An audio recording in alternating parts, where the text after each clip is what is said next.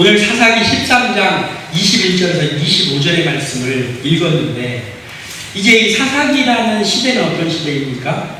사사기라는 시대는 참 어떻게 보면은 우리 지금 살아가는 이런 복잡한 시대와 같은 그러한 그런 시간을 보내는 이스라엘 백성의 역사입니다.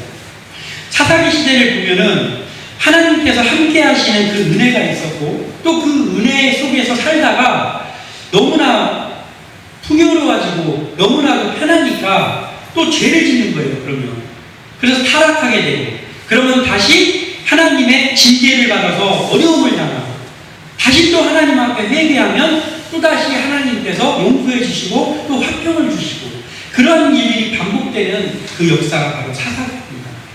또한 나라적으로 보면 이 사사기에는 그 당시에 왕이 있었던 것도 아니고, 또 어떤 족장 시대도 아닌, 그러니까 하나님의 통치 시대였는데, 그 위기의 시대 때마다 사사라는 사람이 한 명씩 나타나서 그 나라를 구했던 매우 이렇게 어정쩡한 그러한 시대였습니다.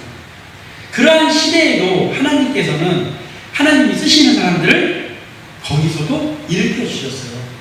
이 시대도 마찬가지잖아요. 요즘은 교회가 옛날처럼 칭송을 받지 못합니다. 그러한 시대를 살고 있지만 교회가 세상보다 나은 것이 없다라는 말도 듣게 되는 그러한 시대를 살고 있지만, 그 속에서도 하나님께서는 정말 신실하고 하나님의 사람으로 살아가는 그러한 목회자들을 일으키고 또 성도들을 일으키고 있다는 거예요. 그리고 그러한 교회들을 통해서 여전히 하나님께서 역사하고 계신다는 거예요. 그래서 이 사사기의 시대에 사사를 일으켰던 것처럼, 또 사사를 도왔던 사람들을 일으켰던 것처럼 이 시대에도 하나님께서 분명히 그렇게 사용하고 계시는데, 우리 함께라는 교회에 있는 교육자들과 우리 함께라는 교회 성도가 바로 그러한 사람들이 되시기를 소원하는 마음으로 우리 함께 말씀을 나누기를 바랍니다. 오늘이 등장하고 있는 인물들이 있습니다. 그 인물들은 바로 마노아라는 남편과 또 그 아내입니다. 이 마노아라는 사람은 하나님을 섬기는 사람이었어요. 그런데 그 아내와 함께 그냥 소시민으로, 지금으로 말하면 이렇게 평범한 사람으로 살아가고 있었어요. 역시 그 시대도 어려운 시대였습니다.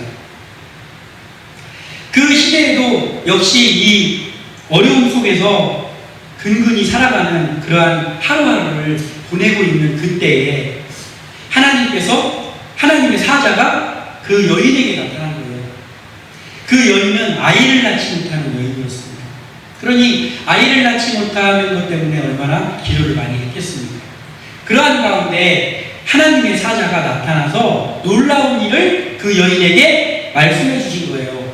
근데 그 자리에 남편은 없었어요.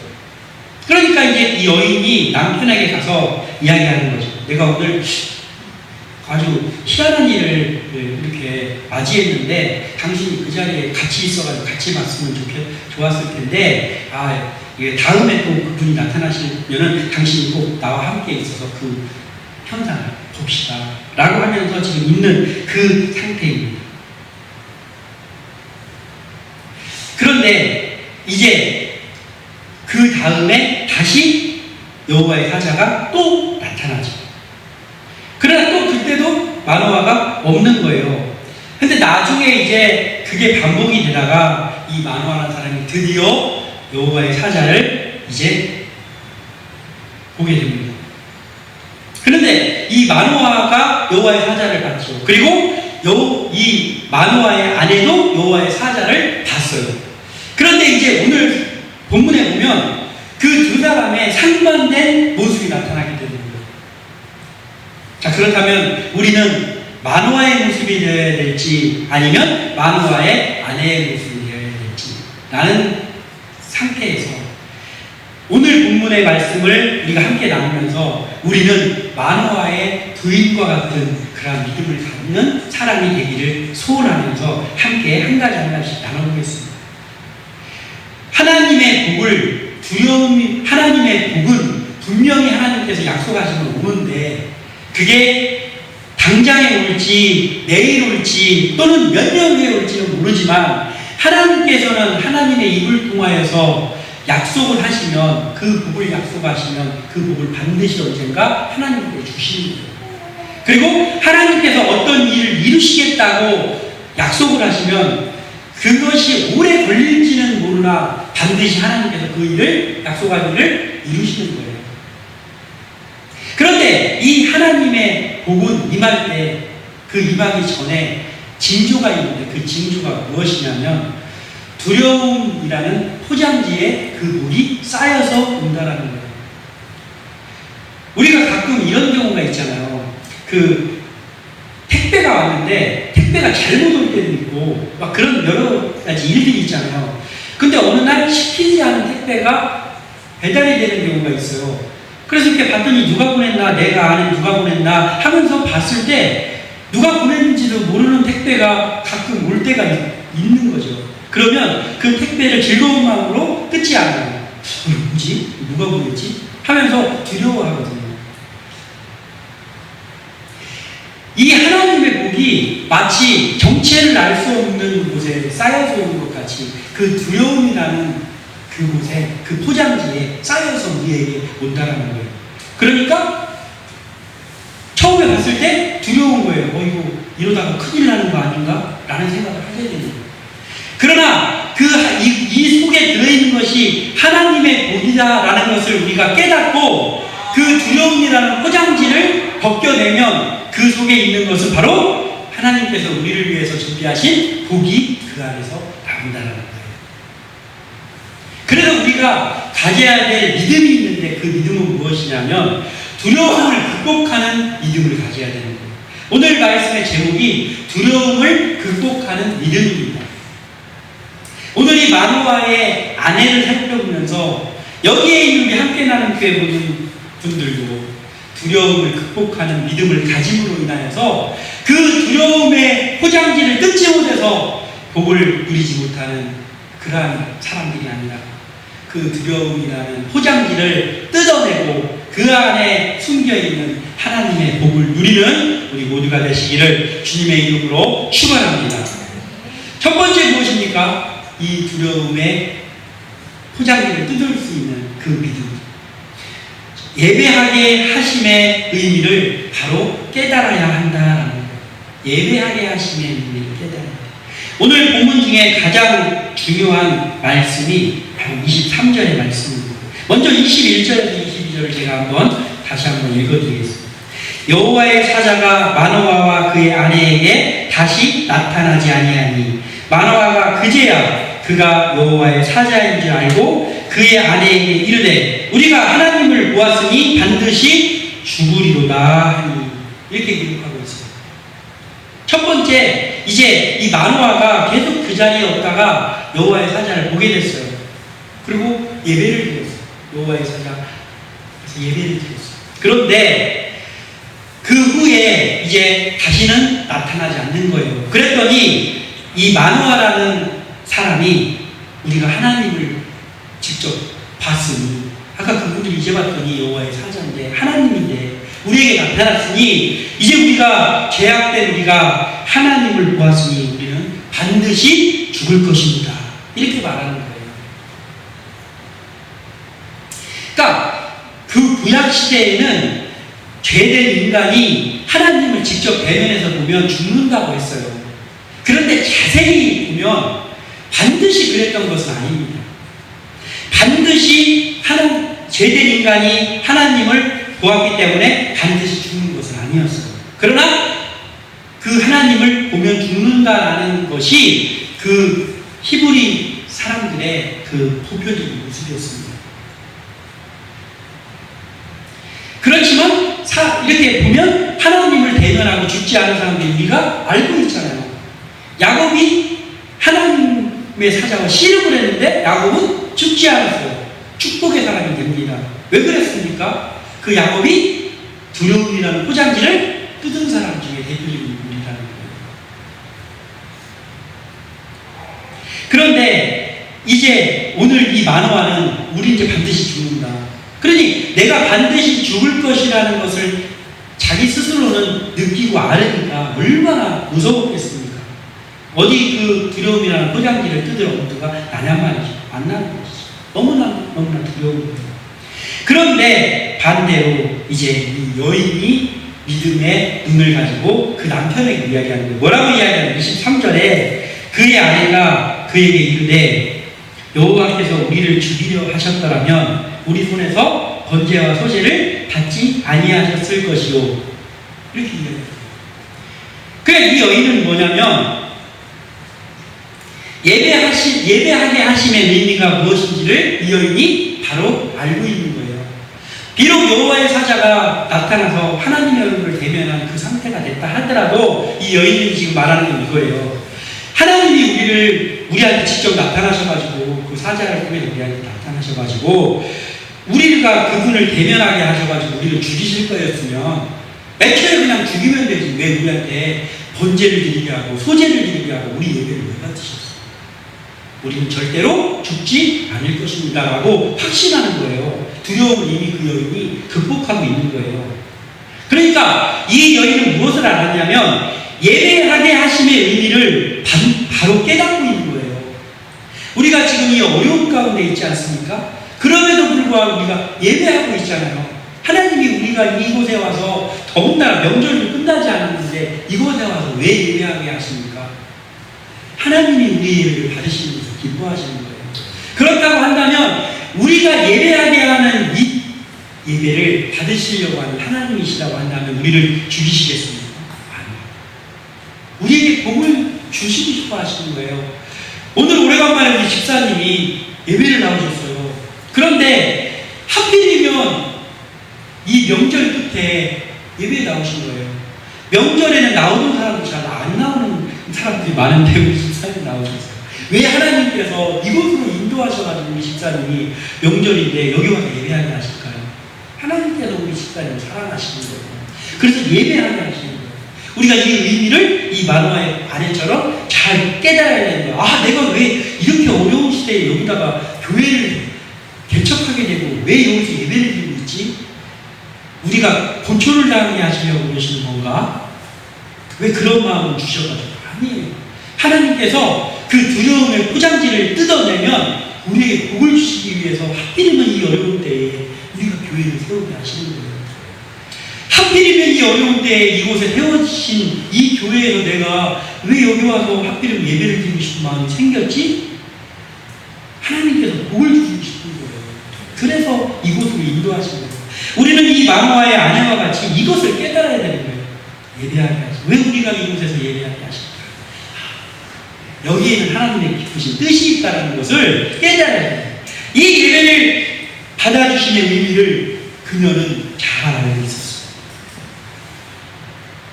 예배를 받아주심은 그 예배만 받는 것이 아니라 그 사람 자체를 하나님께서 받으시는 거예요. 예배를 드리는 건 예배만 드리는 게 아니라 그 예배를 드리는 그 사람도 하나님께서 내가 받아주겠다라는 뜻이라는 거예요. 성경에 여러 사람이 있습니다. 가인과 아벨이 있지 않습니까? 가인과 아벨이 똑같이 예배 드렸어요. 그런데 이제 봤더니 아벨은 그 양을 가지고 그 제사를 드렸기 때문에 받으셨고 가인은 그 곡식 그거를 가져와 가지고 받았기 때문에 그래서 하나님께서 가인의 예배를 안 받고 아벨의 예배를 받았구나. 아니에요.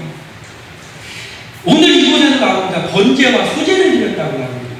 번제와 소제 무엇입니까? 번제, 짐승을 잡아서 그러니까 아벨과 같은 예배예요. 그런데 소제는 무엇이에요? 곡식을 가지고 예배 드리는 거잖아요. 하나님 역시 소제도 받으십니다. 예배로. 그 가인의 예배도 하나님께서 그 가인과 가인의 예배를 받을 수 있어요.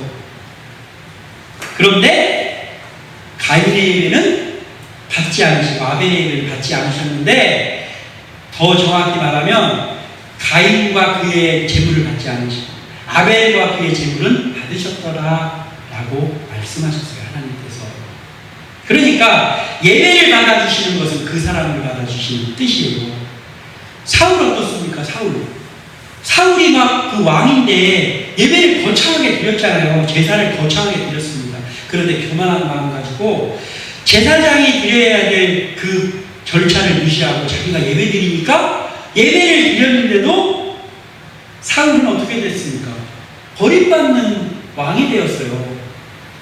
그러니까 하나님께서 받아주시지 않는 예배는 그 사람도 하나님께서 받아주시지 않는 거예요. 매우 중요한 일입니다. 예배만 들었습니까?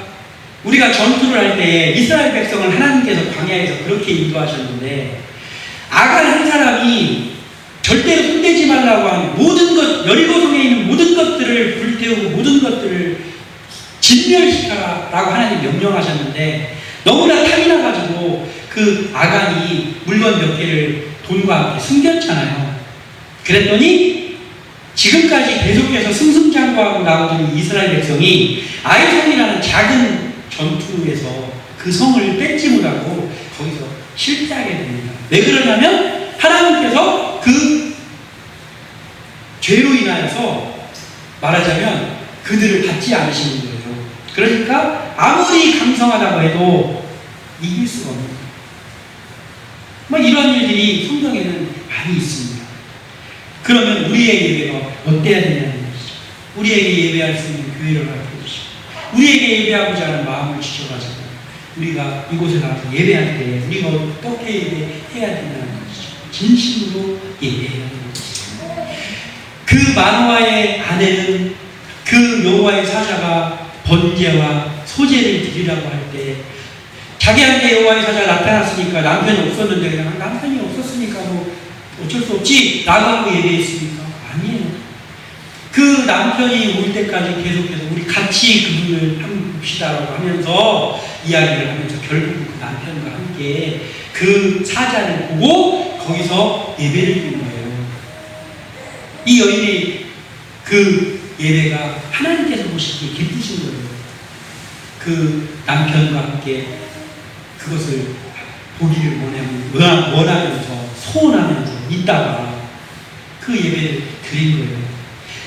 그러니 하나님께서 그 여인과 함께 그 여인이 드린 그 예배를 받으시는 거예요.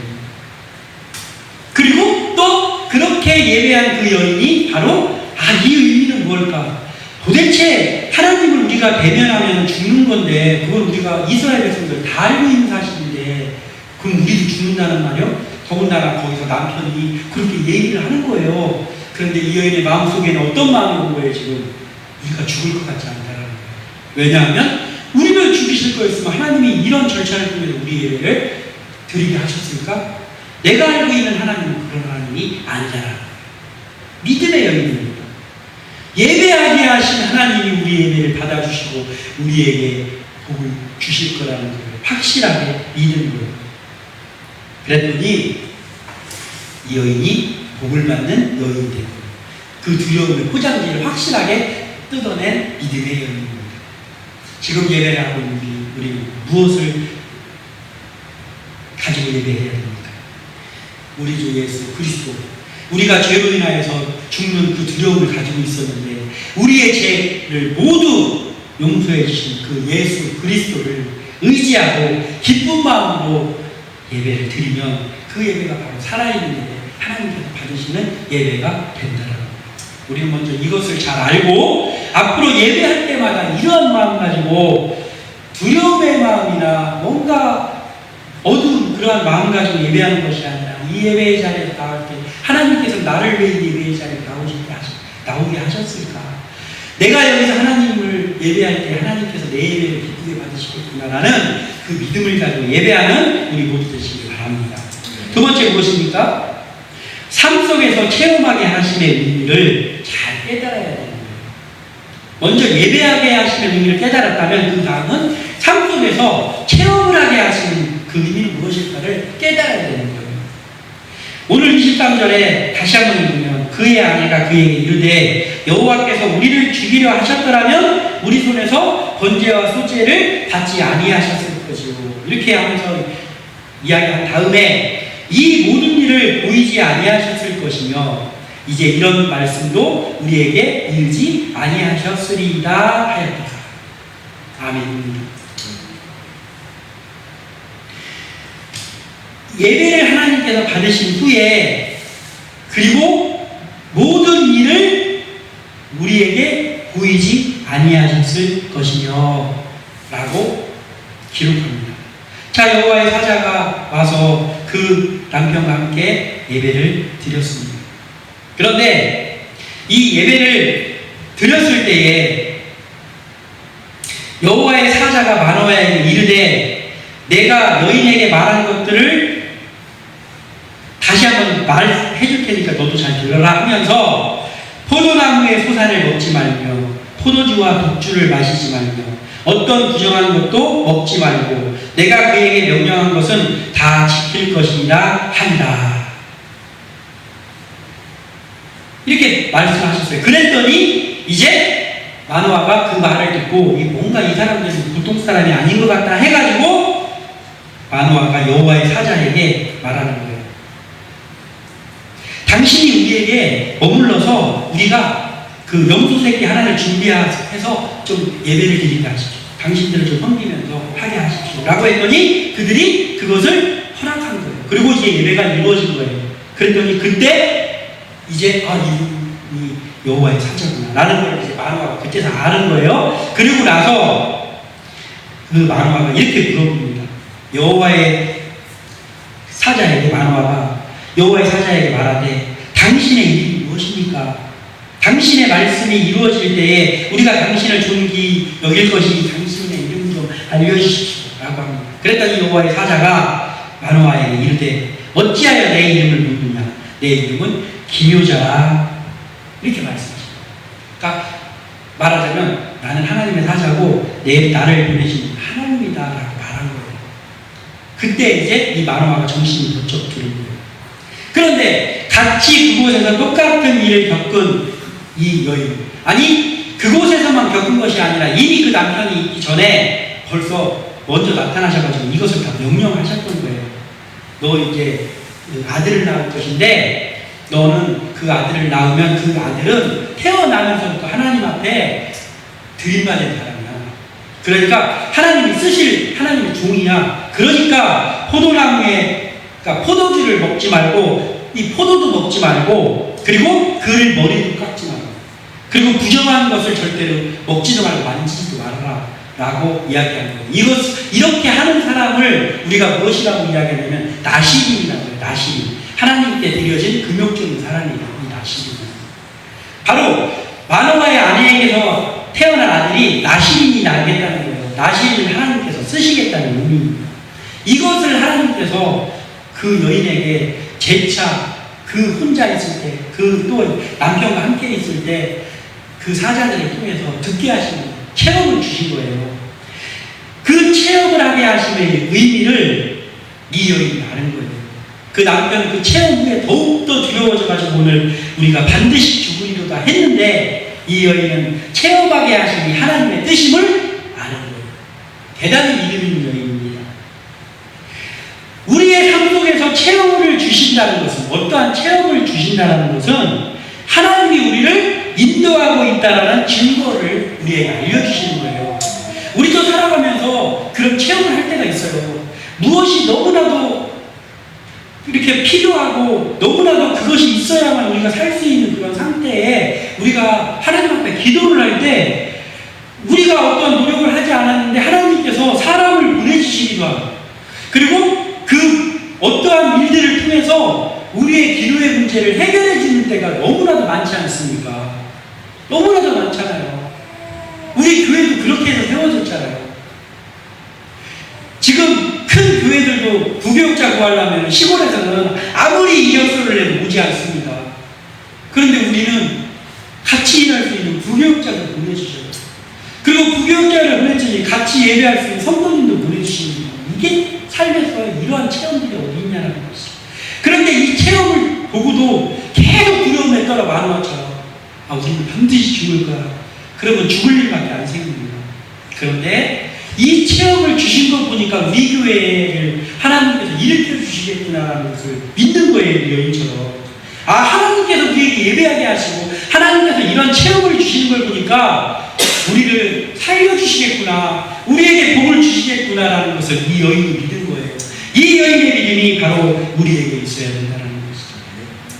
광야에서 이스라엘 백성들이 하루 자고 일어나면 배고프잖아요. 하루 자고 일어나면 아침에 짠 나와보니까 만나가 있고 또 메추라기가 있고 그래서 먹는 거예요. 그 다음날 일어나 보면 또 그게 있고 또 고기도 먹는 거예요. 목마르면 그 반석이 깨져서 그 속에서 물이 나와서 시원하게 먹는 거예요. 그리고 내가 애굽에 있을 때 이 단벌 신사 하나 입고 단벌 신발 하나 신고 나왔는데 벌써 나온 지가 한 10몇 년 됐는데 신발이 닳지 않고 옷이 낡아지지 않은 거예요. 그것을 본 이스라엘 백성이 그걸 보면서 내일은 아마 내일도 만나가 있을까? 내일 외출하게 있을까? 혹시 내일 굶는 거 아니야? 내일 일어나 봤더니 이거 옷 다 낡아서 떨어지는 거 아니야? 그럼 나 단벌 신다는데 어떡하지? 그렇게 계속해서 걱정하고 있었으면 그 걱정하고 늘 불평을 했던 그 사람들, 1세대들, 그 사람들 광야에서 죽었습니다. 만화처럼 우리가 반드시 죽으리로다 한 거예요, 그 사람들이. 그랬더니 반드시 죽었어요. 하나님께서 가나안 땅을 약속해서 나왔는데 그들은 반드시 죽었습니다. 믿음이 없었죠. 그런데 모세는 그렇습니까? 믿음의 사람들은 그랬습니까? 하나님 감사합니다. 우리에게 일용할 양식을 채워주시니 감사합니다 하면서 용기를 내서 계속 전진해 나갔습니다.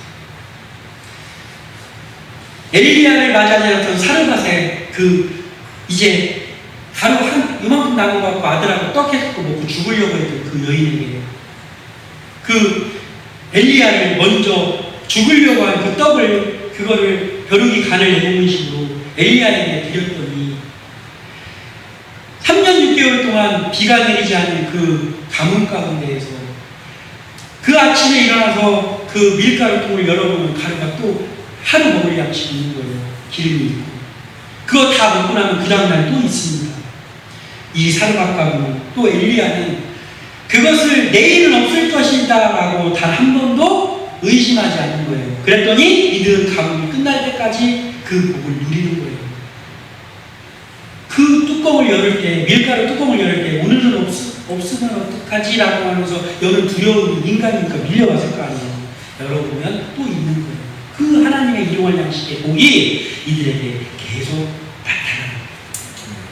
이게 나타날 때 이 체험 속에서 나타나는 이것을 보면서 거의 깨닫지 못하고 내일은 죽을 거야, 내일은 없을 거야 라고 하는 믿음 없는 말을 하면 그건 반드시 죽습니다. 그러나 내일도 하나님께서 주실 거예요. 내일도 하나님께서 우리를 살게 하실 것입니다 라고 그 두려움을 극복해 나가면, 그 믿음을 가지면 우리는 그 포장지를 뜯어서 하나님의 큰 복을 누리는 그것을 맞이하게 된다라는 거예요. 우리는 이 여인과 같은 이 믿음을 가져야 되는 그러한 사람들인 것이죠.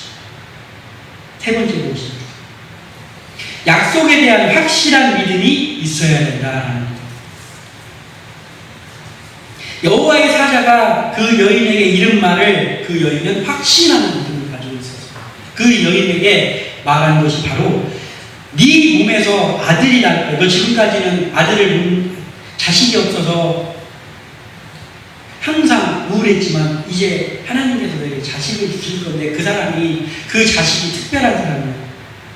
그는 나시린인데 포도나무의 소산을 먹지 말아야 되고 독주를 마시지 말아야 되고, 그러니까 술을 마시지 말아야 되고, 머리에 삭도, 머리를 깎지 말아야 되고, 항상 긴 머리로 다녀라.